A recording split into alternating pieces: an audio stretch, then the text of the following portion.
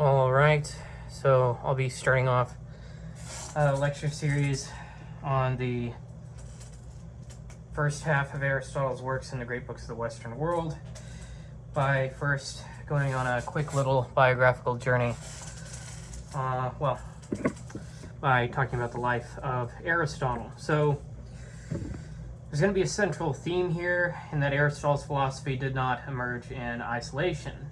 His thought was shaped by institutions, travel, teaching, political experience, and sustained observation of the natural world. And we'll see that first starting out with where he was born and his family, medicine, and natural inquiry. Let me just see if I can get one of these working here.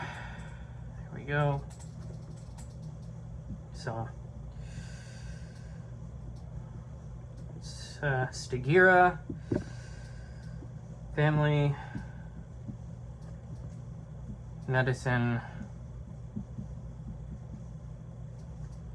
and natural inquiry.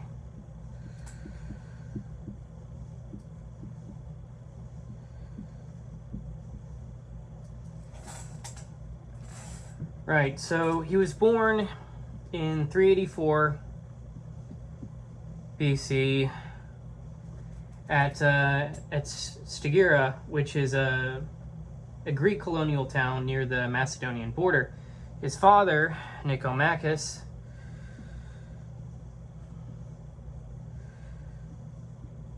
was connected with the medical profession and served as the court physician to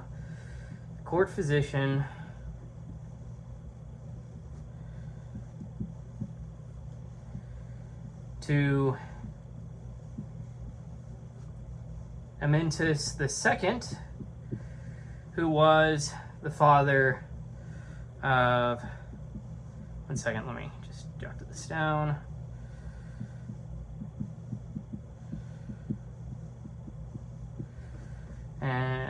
To Amyntas II, father of Philip of Macedon, who's the father of Alexander of Macedon, Alexander the Great.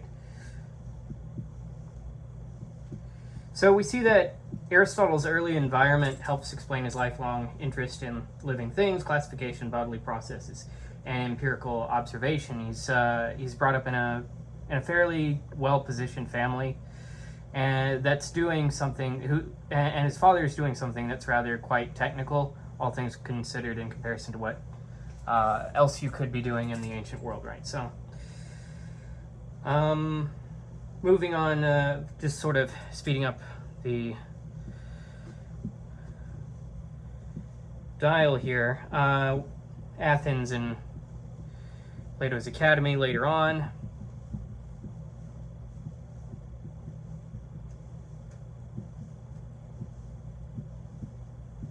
So, in 367, which, most of these dates are approximations, but in 367 BC, Aristotle entered Plato's Academy in Athens. He remained there for about 20 years or so, 20 years.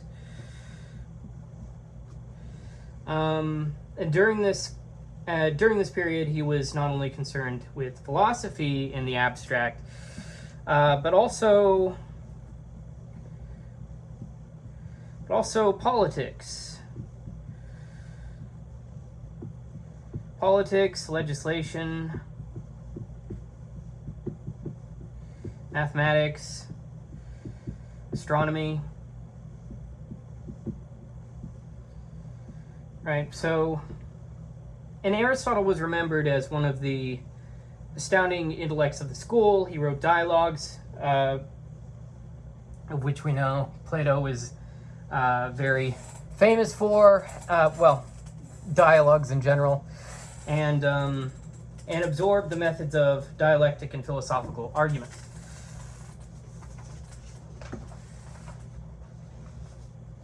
Now, Aristotle begins as a student of Plato, but his later philosophy should not be seen simply as a rejection of Plato. It develops from within the Platonic school while gradually taking a different direction later on. So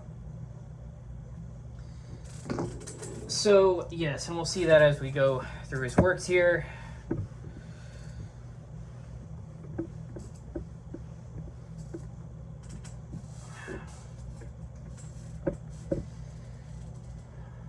Now, this next point here, Assos and Lesbos, which begins his real development of philosophy outside of Athens.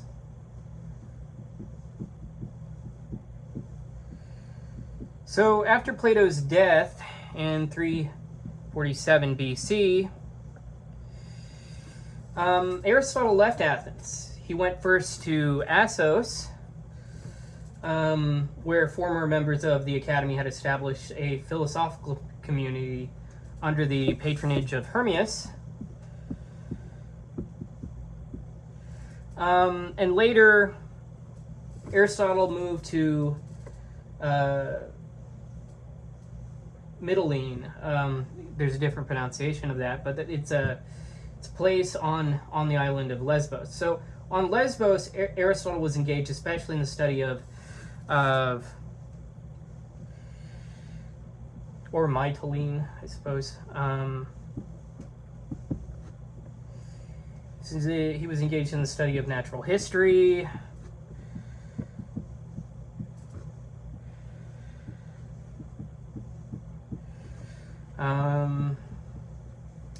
and this included marine biology.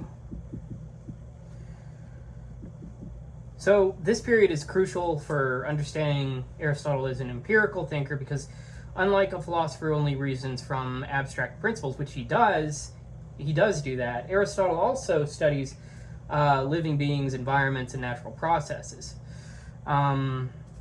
So that'll become more relevant as we get into his physical treatises, and of course the ones on biology and classification.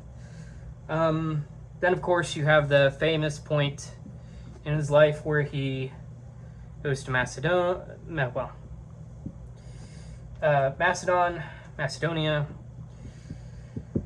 to tutor Alexander. So he becomes a tutor to Alexander. Oops. This is 342 BC. So Aristotle returns to Macedonia to tutor the young Alexander, later known as Alexander the Great, right? So tradition associates Alexander's teaching with politics, rhetoric,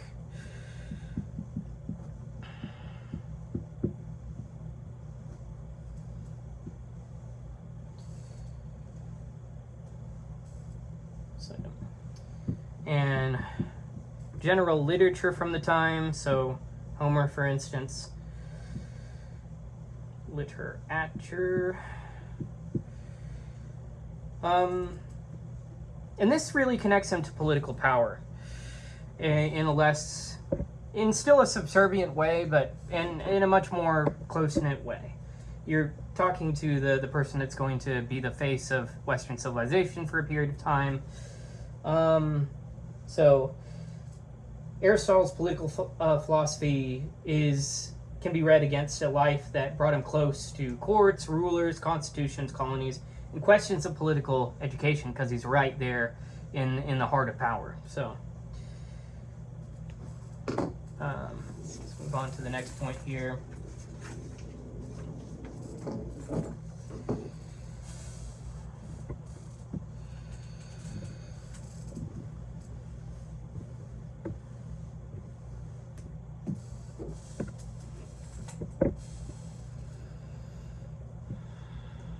The Lyceum.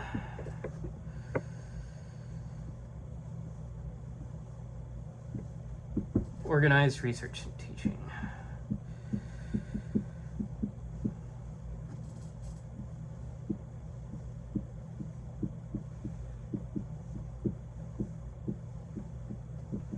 So after Alexander came to power, Aristotle returned to Athens and founded the Lyceum. Now, this school became known as the Peripatetic School.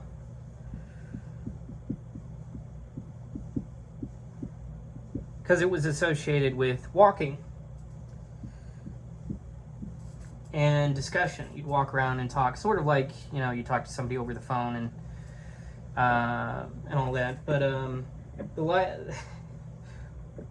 was gonna say, like, since there's this theory that you're talking, whenever you're talking to somebody over the phone, you don't have face-to-face contact, so in exchange for facial expressions, you behave in such a way that you walk around.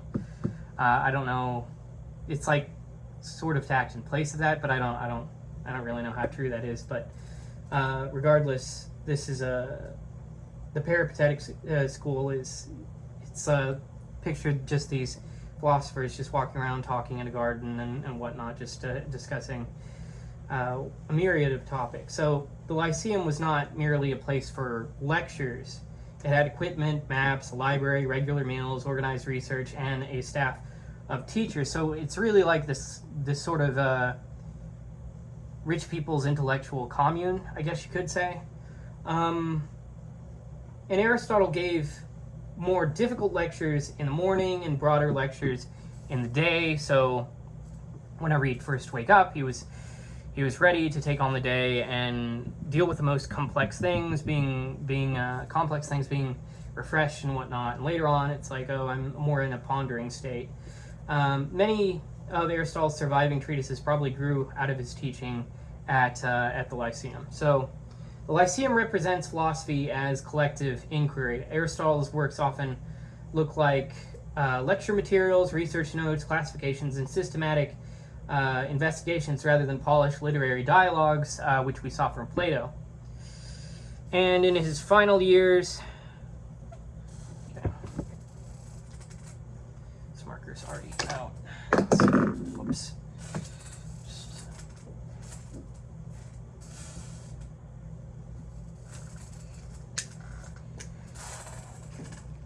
Get another marker here.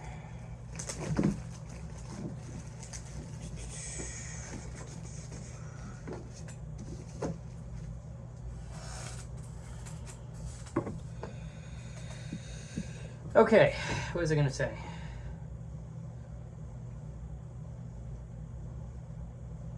Oh yeah, final years.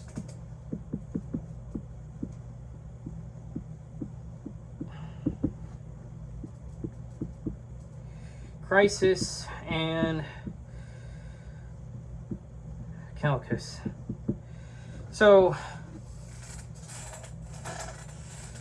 after Alexander's death in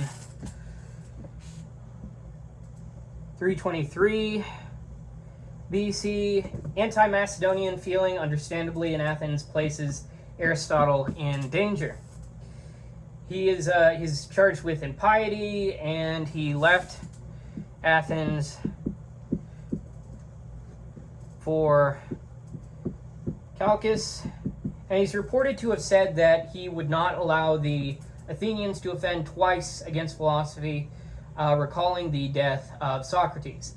And Aristotle dies in 322 BC, and his will shows concern for his family, household, property, servants, and religious obligations. He took careful care for where he would be buried, where the freedom of his servants, etc. And Aristotle's final departure from Athens reminds us that philosophy in the ancient world was not separate from politics, civic suspicion, religion, and personal risk. So, in this brief overview of Aristotle's life, we can sort of see how his works came to be. So, I'm going to just put this little note here, how Aristotle's life prepares us for his philosophy.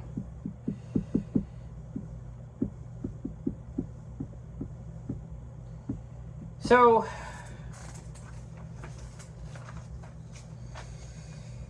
he comes from a medical family. So you can sort of see where he's coming from when he talks, when he has an interest in nature seeing it up and right there, close and personal, and living bodies, of course.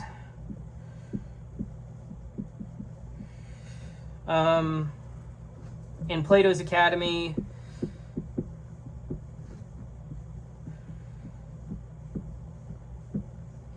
we see where he gets his taste for the dialectic, metaphysics, and argument.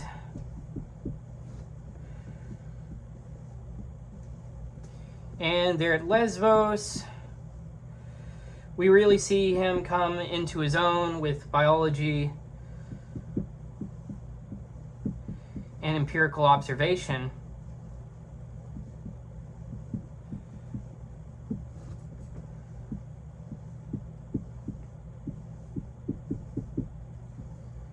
With Macedonia,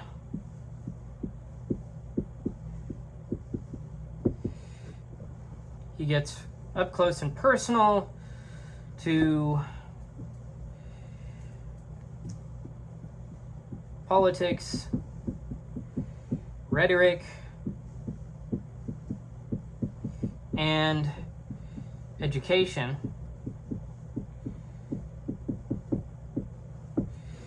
And at the Lyceum,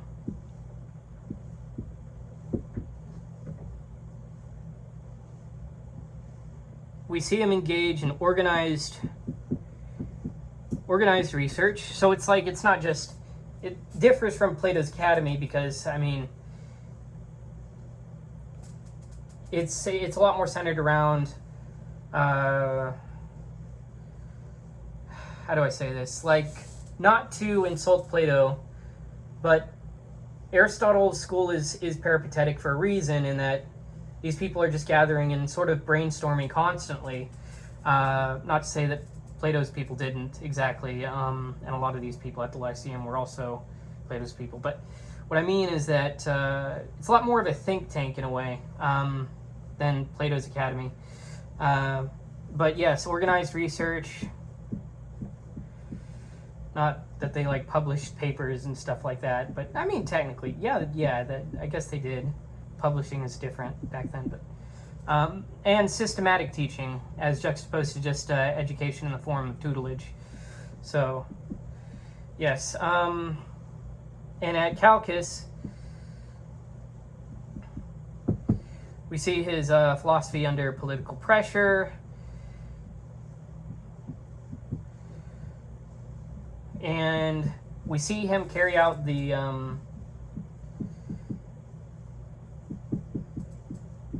his ideas under that strain to see what his ideas actually meant in the form of his life's action. So I